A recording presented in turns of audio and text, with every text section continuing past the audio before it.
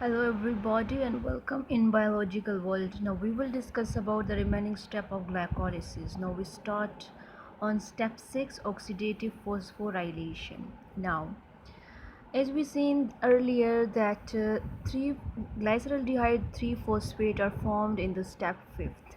Now in 6th step oxidation phosphorylation occur. Now glyceraldehyde 3 phosphate is oxidized and phosphorylated to yield 1,3-biphosphoglycerate and it is catalyzed by glyceraldehyde 3 phosphate dehydrogenase. Now यहाँ पर कौन सा step हुआ है? Oxidation phosphorylation हुई है, एक addition of phosphate हुआ है यहाँ पर ऑन कार्बन नंबर 1, तो क्या बन गया है 1,3-बाइफॉस्फोग्लाइसरेट। पहले कौन सा प्रोडक्ट था? Glyceraldehyde 3 phosphate. जब एक फॉस्फेट की यहाँ पर एडिशन हो गई है टू कार्बन नंबर 1 तो क्या बन गया है 1,3-बाइफॉस्फोग्लाइसरेट। और इस जो रिएक्शन को किसने कैटालाइज किया है?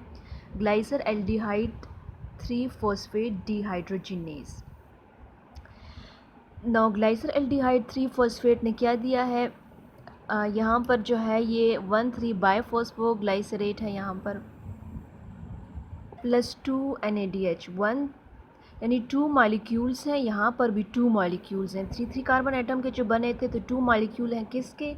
1,3-बाइफॉस्फोग्लाइसरेट +2 NADH। एक हाइड्रोजन एटम NAD को मिला है तो NADH में कन्वर्ट हो गया है। Now step 7, transfer of phosphate. Substrate level phosphorylation occur in this step because ADP is phosphorylated by the transfer of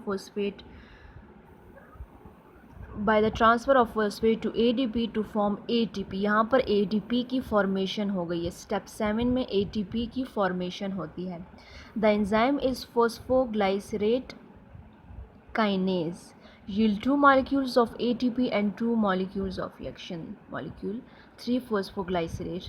इसमें क्या होता है कि जो ATP है उसकी ट्रांसफॉर्मेशन यहाँ पर जो है फॉस्फेट ग्रुप आके कार्बन नंबर 1 के साथ अटैच हो गया था, लेकिन इस स्टेप में क्या होता है कि वो ATP या वो फॉस्फेट वो जाकर किसके साथ अटैच हो जाता है? ADP के साथ। तो 2 ATP की फॉर्मेशन हो जाती है। ATP 2 molecules of ATP are formed here। now जो प्रोडक्ट है हमारे पास इस रिएक्शन में वो क्या है? 3 फॉस्फोग्लाइसरेट 1,3 बाय हट गया है, जस्ट 3 फॉस्फोग्लाइसरेट बिकॉज एक फॉस्फेट ग्रुप जो है वो ADP के साथ अटैच हुआ है और ADP की प्रोडक्शन हुई है। नाउ स्टेप 8 में आइसोमराइजेशन हुई है यानी रीअरेंजमेंट हुई है 3 फॉस्फोग्लाइसरेट से 2 phosphoglycerate. Isomerization of 3-phosphoglycerate to 2-phosphoglycerate occur, it is catalyzed by phosphoglycerate mutase। यानी 2 मॉलिक्यूल्स हैं 3-phosphoglycerate के जो कि कन्वर्ट हो गए हैं 2 मॉलिक्यूल्स ऑफ 2-phosphoglycerate के। यानी ये जो है मोस्ट स्टेबल प्रोडक्ट है 2-phosphoglycerate, तो इसमें कन्वर्जन हो गया, आइसोमराइजेशन हो गया 3-phosphoglycerate की। नाउ स्टेप 9 जो है वो डिहाइड्रेशन है। Now in this step the enzymes enolase remove a molecule of water to form 2-phosphoglycerate from 2-phosphoglycerate to form phosphoenol pyruvic acid और pyruvate। ये 2 मॉलिक्यूल्स हैं 2-phosphoglycerate के, क्या बनते हैं? 2-phosphoenol pyruvate। यहाँ पे 2 मॉलिक्यूल को शो कर रहा है। अगेन यहाँ पर क्या होता है? वाटर मॉलिक्यूल की एलिमिनेशन हो जाती है, वाटर मॉलिक्यूल यहाँ पर रिमूव होता है। कौन सा एंजाइम स्टेप 9 में एक्ट कर रहा है? एनोलेज। और क्या एंड प्रोडक्ट है? Phosphoenol pyruvate. नाउ स्टेप 10 में फॉस्फेट की अगेन ट्रांसफॉर्मेशन होती है फॉस्फेट ग्रुप की और ATP की प्रोडक्शन होती है। A substrate level phosphorylation in the presence of enzymes pyruvate kinase, there is transfer of inorganic phosphoenol pyruvate to ATP to form ATP। This reaction yield 2 molecules of phosphoenol pyruvate and ATP। 2 phosphoenol pyruvate से क्या and product बना है? 2 pyruvate + 2 ATP। यहाँ पर ATP की production हुई है। अभी जो हमने डिस्कस किया 1,3 डाइफॉस्फोग्लाइसरेट था जो कि किससे बना था? ग्लाइसरल्डिहाइड 3 फॉस्फेट से बना था। किस में कन्वर्ट हुआ? 3 फॉस्फोग्लाइसरेट में कन्वर्ट हुआ। 3 फॉस्फोग्लाइसरेट से क्या बना, 2 phosphoglycerate and then phosphoenol pyruvate and then pyruvate. Now अब हम एंजाइम्स नेम यहाँ पर लिखते हैं। 1,3-डाइफॉस्फोग्लाइसरेट। 1,3-डाइफॉस्फोग्लाइसरेट में जो एंजाइम्स था वो कौन सा था, ग्लाइसर एल्डिहाइड 3 फॉस्फेट। इधर कौन सा एंजाइम्स था, ग्लाइसर एल्डिहाइड 3 फॉस्फेट। राइट, इसकी फॉर्मेशन ने इस स्टेप की फॉर्मेशन में जो एंजाइम एक्ट कर रहा था वो था ग्लाइसर एल्डिहाइड 3 फॉस्फेट। स्टेप 7 में ट्रांसफ़र ऑफ फॉस्फेट हो जाता है। यहाँ से एक कार्बन नंबर 1 से फॉस्फेट ग्रुप की रिमूवल हो जाती है, एटीपी एडीपी के साथ अटैच होता है और एटीपी की प्रोडक्शन होती है। तो यहाँ पर कौन सा एंजाइम एक्ट करता है, phosphoglycerate kinase, phosphoglycerate kinase. Now in step 8 यहाँ पर आइसोमराइजेशन का प्रोसेस हुआ है। यहाँ पर कौन सा एंजाइम एक्ट करता है, फॉस्फोग्लाइसरेट म्यूटेज। स्टेप 9 में डिहाइड्रेशन का प्रोसेस होता है फॉस्फोइनोल पायरुवेट की फॉर्मेशन में। जो एंजाइम एक्ट कर रहा है वो एनोलेज है। And in the last step pyruvate kinase act on to form pyruvate. Now सबसे पहले ग्लूकोज था, ग्लूकोज से क्या बना, in the presence of hexokinase ADP में कन्वर्ट हुआ एटीपी और किस चीज़ की फॉर्मेशन हुई, ग्लूकोज 6 फॉस्फेट की। ग्लूकोज 6 फॉस्फेट से आइसोमराइजेशन के प्रोसेस से फ्रक्टोज 6 फॉस्फेट बना।